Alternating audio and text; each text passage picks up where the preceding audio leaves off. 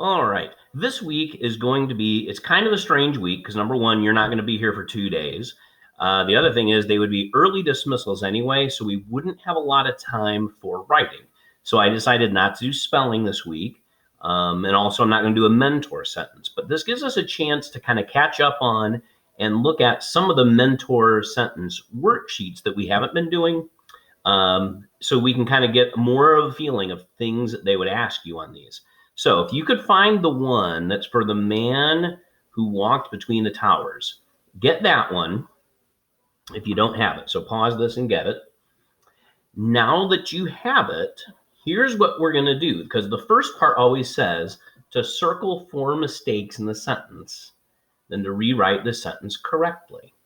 So here is the original sentence in case you don't have your book near you, and it just barely fits. Many winds whirled up from between the towers, and he swayed with them.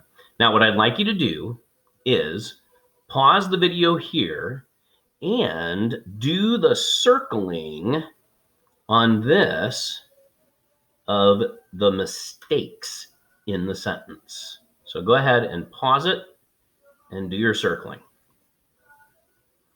Okay, now you probably have all your circles done, and I'm hoping that you're going to agree with me.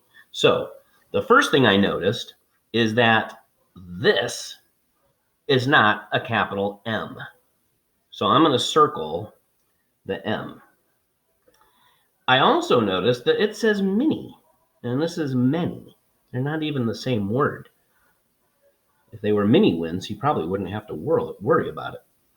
Okay, then I noticed up from between the towers. Okay, it's missing the word and in here. So I'm just going to circle here. And then I noticed that it doesn't even have an end mark. So 1, 2, 3, 4 mistakes. I'm hoping you found those. Then all you have to do is rewrite it in nice handwriting correctly. So many wins, and you can be doing this on your own while I'm doing it. And then if I get done before you, you can just pause the video and catch up with me in a little bit. Okay, the next, well, let me wait before I get to the next one. And I would put a period. Now I would also want to kind of double check. Did I change this? Yep.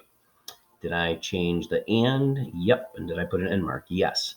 And I just want to read it again. Many winds whirled up from between the towers, and he swayed with them. I want to check by reading it again carefully to make sure I did it right. Okay, the second part of the sheet says, circle the conjunctions that join two independent clauses in the sentences below. Now, when it's an independent clause being connected with another independent clause, they could use different conjunctions. We are most familiar with and, but, and or. But the word so can also be a conjunction.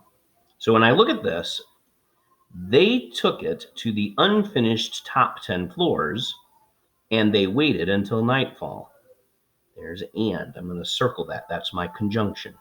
Notice, they waited until nightfall is an independent clause because you could just put a period here, and that would be fine. Okay?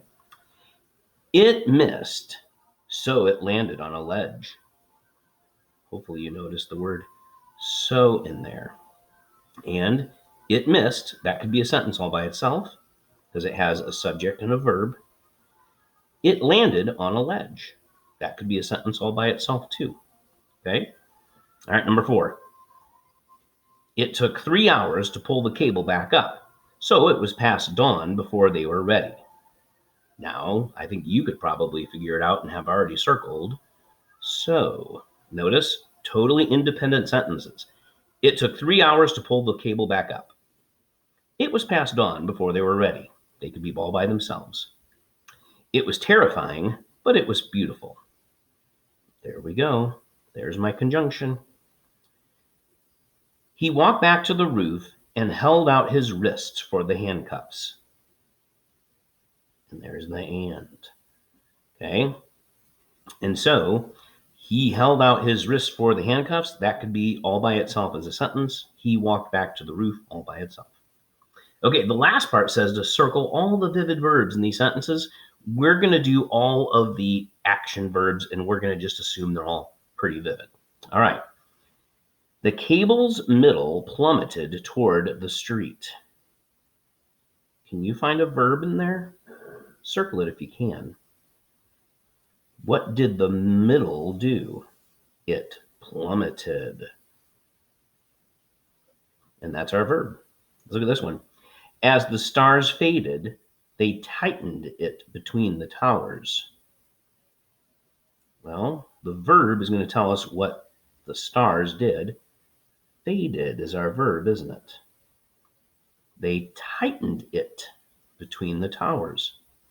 Tightened is another verb. We might as well circle it. All right.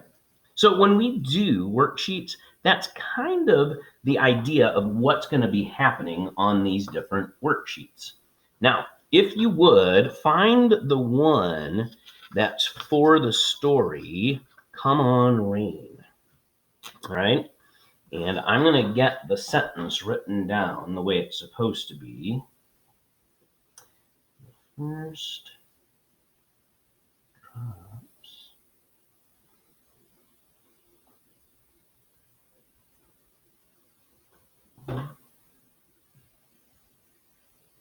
Let's see. Hang on a second. I'm getting it written down on this thing.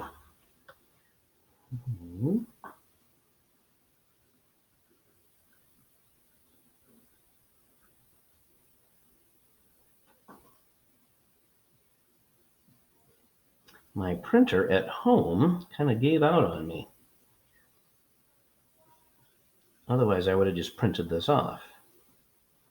So here it is. The first drops plopped down. I'm sorry. It's actually, I just made a mistake there. Hang on.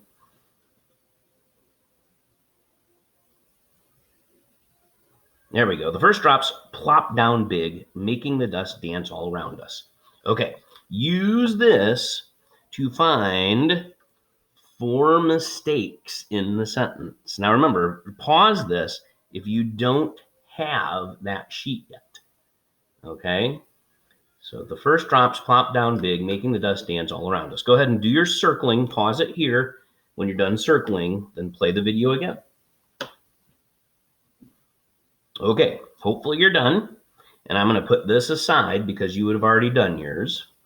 And I always like to start with knowing that a sentence is complete when it has a capital and an end mark. And let's just start there.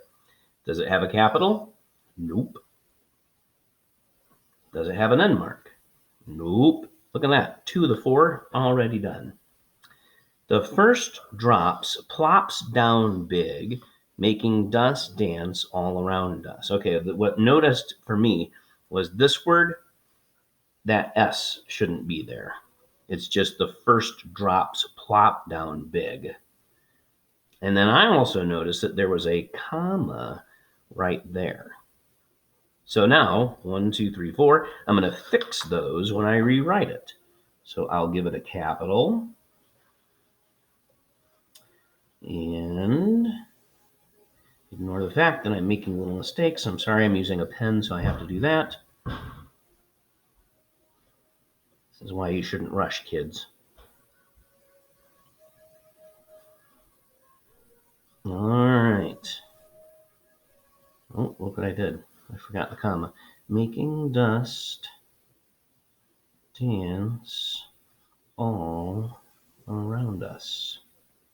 Okay, so if you're not caught up there, pause this, catch up writing it incorrectly. All right. Now, this one says, circle all the vivid verbs in the sentence below. So now we're back to the verbs and finding things that are kind of interesting, but really, we're going to do all the verbs. Here we go. Mama sinks onto a kitchen chair and sweeps off her hat. Now, I noticed this and here.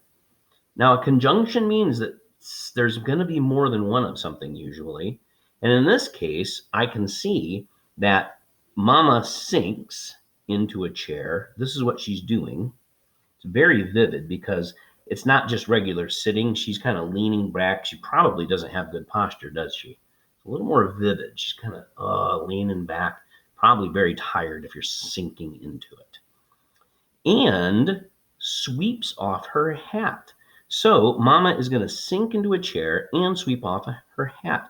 This is a compound predicate because there are two things that the subject is doing. She's sinking and sweeping. All right, let's keep going. The sound of a heavy truck rumbles past. Okay, now this is a really good one because there's a couple things I want to point out. The sound is actually the subject. What's the sound doing? The sound rumbles past.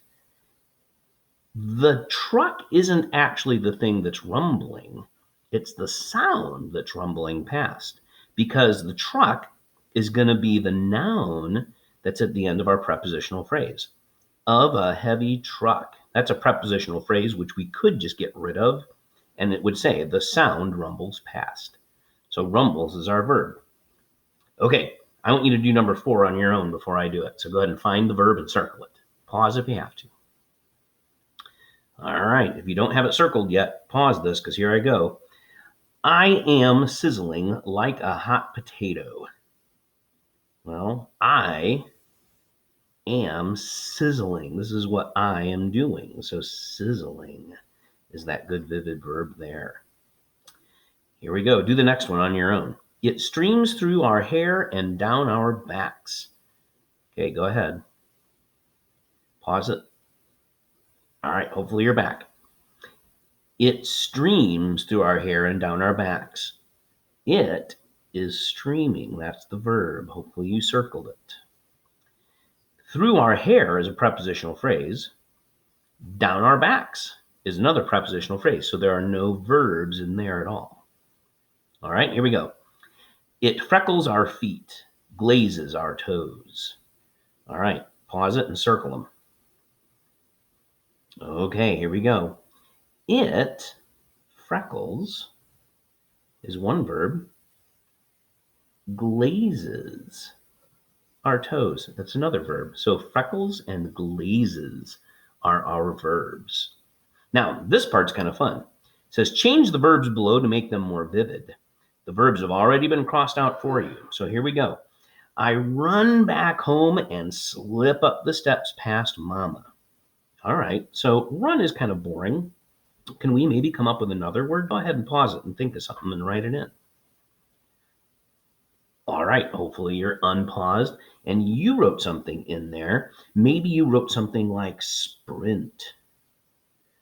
Okay, maybe that means she's going really, really fast. Okay, but I also know that it says I slip up the steps past Mama. And maybe I'm going to say I sneak back home and slip up the steps past Mama. All right, try the next one. Aren't you something, Tessie, she says. Ooh, said is dead. Remember saying that one time?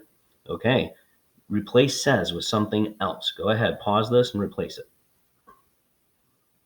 All right, well, aren't you something, Tessie, she says. Well, maybe because of how she says it, like, aren't you something? She's going to exclaim it. Okay. Aren't you something, Tessie? She exclaims. That would be a pretty good one. I wonder what you wrote. All right. So tomorrow we're going to look at another one and then I'm going to actually assign one to you. So for today, that's all I wanted to do is look into a couple of these and then have some do some tomorrow on your own.